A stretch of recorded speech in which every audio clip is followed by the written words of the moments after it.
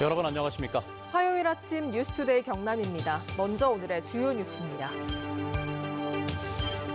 최근 3년간 경남 지역 대학 교원이 성비위로 징계를 받은 건 5건이었지만 해임이나 파면 등 중징계로 교단을 떠난 경우는 단 1건에 불과했습니다. 최근 은행에 대출금리 인하를 요구하는 사람이 크게 늘었지만 실제로 금리를 내려주는 비율은 은행마다 큰 차이를 보였습니다. 추석 연휴 경남에는 코로나19 지역 감염 환자가 추가로 발생하지 않았습니다. 하지만 인근 부산에서 지난 일주일 동안 50명의 환자가 집단 발생해 확산 우려가 여전한 상황입니다. 사천과 남해 갯벌에 사는 바지락이 전멸하고 있습니다. 바닷물 염분 농도가 낮아진 게 원인으로 어민들은 남강댐 방류 탓이라고 호소하고 있습니다. 최근 3년 동안 전국 대학 교원들의 성비위 징계는 150건이었습니다. 경남에서도 5건이 있었는데 해임이나 파면 등 중징계로 교단을 떠난 경우는 단 1건에 불과했습니다. 이재경 기자가 보도합니다. 경남의 한 국립대학교. 최근 3년 사이 이 학교 무용학과 교수 2명이 모두 성비위 혐의로 징계 처분을 받았습니다. 40대 남자 교수는 노래방에서 시간 강사의 신체를 만진 혐의로 지난해 3월 정직 1월 처분을 받았고 60대 여자 교수는 여학생들의 신체 특정 부위를 만졌다 지난 1월 해임됐습니다. 이처럼 최근 3년 동안 전국의 대학 교수들이 저지른 성비위는 149건. 이 가운데 해임과 면직 등 중징계를 받아 교단을 떠난 건 절반 수준에 그쳤습니다. 경남에서도 5명의 대학 교수들이 성비위로 징계 처분을 받았지만 해임된 교수는 단 1명뿐입니다. 학생이나 동료에게 성희롱 발언을 하거나 신체를 만졌더라도 견책이나 감봉처럼 경징계에 그친 경우도 있었습니다. 이 사람이 잘했다가는 이렇게 안 하시지만 이 잘못이 파면당할 정도의 직장을 잃을 정도의 잘못은 아니라고 그렇게 생각하시는 안이한 생각이 많은 것 같고요. 솜방망이 처벌의 오명을 벗기 위해선 교육 현장인 대학에서의 성비위 사안만큼은 무관용 원칙을 적용해 일벌 100개 해야 한다는 지적입니다. 문제는 이제 전문가 집단일수록 성인지 감수성에 대해서 외면하는 경우가 많이 있습니다. 나는 괜찮을 거야라는 자기 통제감을 가지고 있거든요. 그런 집단 내에 그 집단을 위한 특별한 성인지 감수 교육이 필요하다고 저는 생각하고 있습니다.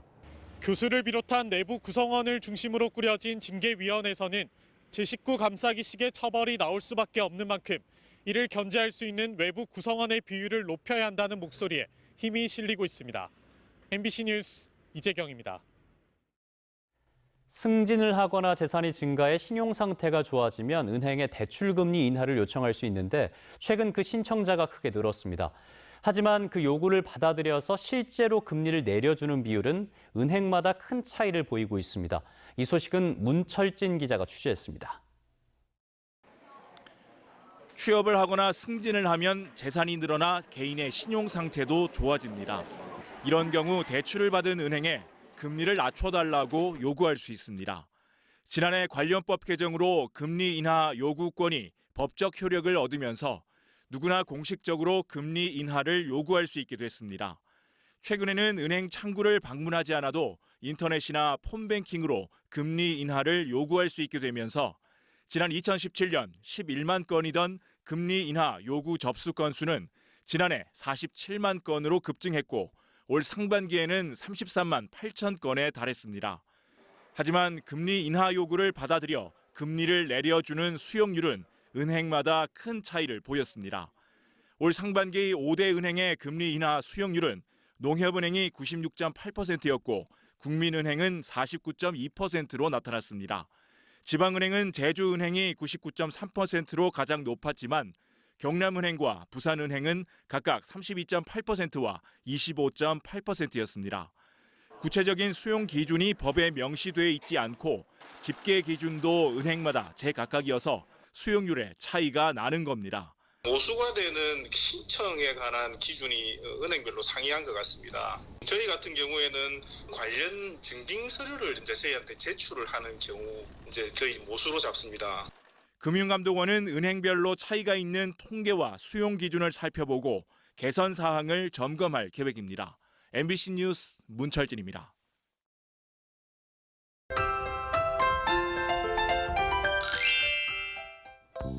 오늘 나오실 때 평소보다 더 따뜻하게 챙겨 입고 나오시길 바랍니다. 경남 내륙을 중심으로 올 가을 들어 가장 낮은 기온을 보이는 곳이 많은데요. 경남 북서 내륙 지역은 아침 기온이 5도 내외로 떨어지면서 쌀쌀하겠습니다. 자세한 기온 살펴보시면 오늘 창원의 아침 최저 기온 12도, 진주 9도, 함양은 6도 선을 보입니다. 낮 기온은 창원, 함양 22도, 진주는 23도까지 오르면서 일교차가 10도 이상 크게 벌어지겠습니다. 오늘 높은 산지를 중심으로 서리 피해 없도록 주의하시길 바랍니다. 밤사이 지표면 냉각으로 아침 기온이 뚝 떨어지면서 지리산과 덕유산 등 높은 산지를 중심으로 서리가 내리고 얼음이 어는 곳이 있겠는데요. 농작물 냉해 예방에 각별히 신경 써주시길 바랍니다. 위성영상 보시면 오늘 대체로 맑은 날씨를 보이면서 청명한 가을 하늘을 볼 수 있겠습니다. 미세먼지 농도 좋음 수준 보이며 공기질 깨끗하겠습니다.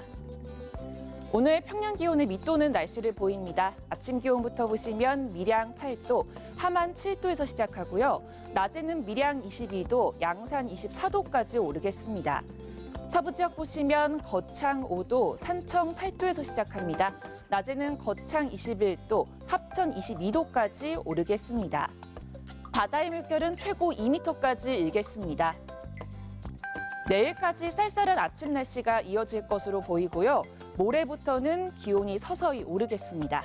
날씨 정보였습니다. 추석 연휴 동안 경남의 코로나19 확진 환자는 해외 입국자 1명을 빼곤 없었습니다. 즉 지역 감염은 없었다는 건데요. 하지만 인접한 부산의 상황은 좀 다릅니다. 지난 일주일 동안 무려 50명의 환자가 집단 발생해 경남의 검사자도 폭증하면서 확산 우려가 여전히 큽니다. 이상훈 기자의 보도입니다. 경상남도 코로나19 대응 종합상황실, 도 역학조사관이 부산 449번 환자의 경남 동선과 관련해 보건소 관계자와 통화를 합니다. 그때 말씀하셨던 5명 중에 밀접 접촉자들 이제 분류를 해야 되니까 CCTV 관련된 사진 있으면 다 보내주시고. 경남은 추석 연휴 동안 해외 입국 환자 1명을 빼고는 지역 감염이 없었습니다. 그러나 안심할 상황은 아닙니다. 인접한 부산에서 지난 일주일 동안 환자 50명이 집단 발생했기 때문입니다. 목욕탕과 수영장, 종합병원 병실 등으로 하루 평균 7.1명이 확진돼 감염병 위험 단계입니다. 경남에도 부산 449번의 가족과 친척, 전통시장 상인을 비롯해 14명이 검사받는 등 지난 일주일 동안 확진 환자들의 접촉자와 동선 노출자 약 2,000명이 검사를 받아야 했습니다.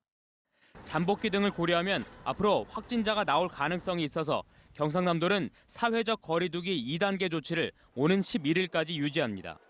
수도권과 경북, 부산을 다녀왔거나 다녀온 사람들과 접촉한 도민들은 경미한 증상이라도 있을 경우 적극적으로 검사하여. 한편 경상남도는 개천절 서울 집회와 관련해 현재까지 참석한 도민은 없다고 밝혔습니다. MBC 뉴스 이상훈입니다. 사천만과 남해 강진만 갯벌에 서식하는 바지락이 전멸 수준이라는 국립수산과학원의 보고서가 나왔습니다. 지난 8월 초 집중호우 당시에 남강댐이 방류량을 갑자기 늘리면서 바닷물의 염분 농도가 낮아진 게 원인으로 지목되고 있습니다. 이준석 기자가 취재했습니다. 마을 공동어장인 갯벌의 바지락밭. 파도 빈껍데기만 나옵니다. 한 마리도 없어요. 살아있는 게? 예, 살아있는 게. 예, 한 마리도 다 죽었어요. 조개류가 대부분 폐사하면서 남해의 한 어촌 체험마을은 지난 8월 중순부터 주요 소득원인 갯벌 체험 행사를 아예 중단했습니다. 체험객 방문에 대한 수익, 그리고 우리 바지락 양식 공동체 수익을 올리고 있는데 이번에 폐사를 해가지고 피해가 상당히 많습니다. 국립수산과학원이 사천만과 남해 강진만 갯벌의 바지락을 조사했는데 사천시 서포면 비토리 99%, 남해군 설천면 왕지 99%, 설천면 문학리는 83%가 폐사했습니다. 사실상 전멸 수준입니다. 주꾸미와 낙지 같은 갯벌 생물들도 곳곳에서 폐사했습니다. 폐사한 바지락 같은 해양 생물이 부패하면서 갯벌이 오염되는 2차 피해도 나타나고 있습니다. 어린 기고 큰 기고 모두 폐사가 됐기 때문에 복원하는 시간이 한 3년 정도 걸릴 것으로 예상을 합니다. 갯벌 생물 폐사의 원인은 바닷물의 염분 농도 저하. 사천시 서포면 해역의 염분 농도는 6월 20일, 7월 14일에 이어 8월 8일 전부터는 사실상 민물에 가까울 정도로 급격히 떨어집니다. 8월 8일은 집중호우로 난강댐이 최대 초당 5,390톤의 물을 사천만으로 방류한 때입니다. 6월 말부터 약 8월 한 15일 정도까지 진행된 집중호우로 지속적인 저염분의 노출에 의해서 폐사한 것으로. 어민들은 난강댐 방류 피해가 반복된다며 보상과 대책 마련을 요구하지만 수자원공사는 난색을 보입니다. 1969년 댐 준공 당시 어억 건 소멸 보상을 했다는 건데 51년 전의 합의를 근거로 난강댐 방류 피해를 더 이상 방치해서는 안 된다는 목소리가 적지 않습니다. MBC 뉴스 이준석입니다. 어제 오후 6시 30분부터 35분 동안 창원시 성산구 대방동과 남산동 일대 아파트에서 정전이 발생했습니다. 정전으로 아파트 4곳의 승강기가 멈춰서면서 고립된 12명이 소방대원에 의해 구조되기도 했습니다. 창원시는 한전의 변전소 정전으로 인해 아파트 차단기가 작동하면서 정전이 난 것으로 보고 정확한 사고 원인을 조사하고 있습니다. 진주 강소연구개발특구에 연구소 기업 10개사가 추가로 설립됐습니다. 진주시와 경상대는 항공 우주 부품과 소재 분야의 기술 사업화를 추진한 결과 강소특구에 10개사가 추가 설립됐다며 이는 지난해 지정된 전국 6개 강소 연구특구 가운데 가장 많은 유치 실적이라고 밝혔습니다. 1951년 2월 국군이 자행한 거창 산청 함양 사건의 관련자 배상 특별 법안이 21대 국회에서도 발의됐습니다.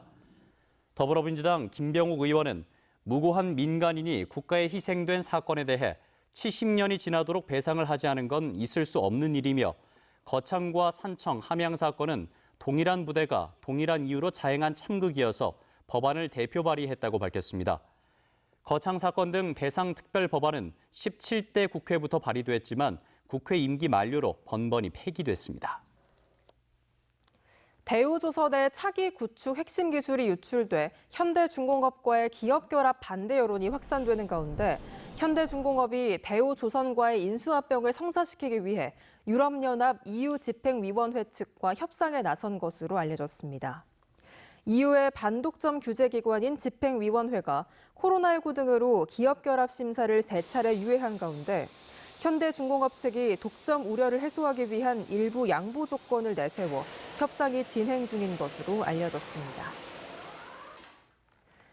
유통 과정에서 상온 노출이 의심돼 지난달 22일 국가 인플루엔자 예방접종 사업이 중단된 가운데 경남에선 접종 중단된 백신을 맞은 사람이 14명으로 확인됐습니다.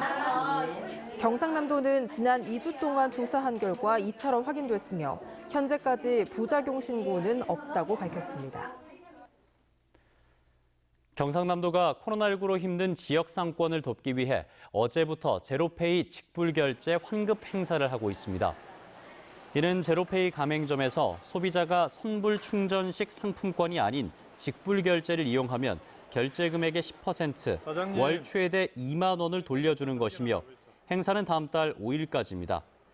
환급은 제로페이 결제 계좌로 하며 체크페이 등 일부 앱은 포인트로 지급됩니다. 경남교육청이 지난 8월 창원의 한 여자 중학교에서 발생한 미투 사안과 관련해 학생에 대한 교사의 성희롱과 부적절한 발언 등으로 인해 인권 침해가 발생했다고 규정하고 학교에 기관 경고 조치했습니다. 또 해당 학교장에게는 교원 대상, 재발 방지를 위한 교육을 실시하도록 하는 한편 창원교육지원청에는 특별 장학 지도를 주문했습니다. 코로나19 확산 우려로 올해 추석에 벌초 대행 서비스를 이용한 사례가 크게 늘었습니다. 지역별로는 경남이 12,000여 건으로 가장 많았고 경북이 8,500여 건, 전남 2,800여 건, 전북 4,000여 건 순이었으며 시군구별로는 함안이 1,343건으로 가장 많았습니다. 경남경찰청은 지난달 21일부터 2주 동안 추석 명절 종합 치안 대책을 추진한 결과 112 신고와 교통사고가 모두 감소했다고 밝혔습니다. 경찰에 따르면 올해 추석 연휴 기간 112 신고는 하루 평균 3,145건으로 지난해보다 4.8% 감소했으며 교통사고도 40.6% 줄어든 것으로 드러났습니다. 코로나19 재확산 여파로 문을 닫았던 김해 지역의 문화관광체육시설이 순차적으로 재개장합니다. 클레이아크 미술관과 김해 가야 테마파크가 추석 연휴 기간 동안 다시 문을 열었고 김해 문화의 전당은 오는 12일부터, 김해 서부문화센터는 13일부터 공연과 전시 행사를 재개하고 김해 체육관을 비롯한 실내 공공체육시설 12곳은 오늘부터 인원수를 제한해 개방합니다. 뉴스투데이 경남 저희가 준비한 소식은 여기까지입니다. 함께해 주신 여러분 고맙습니다.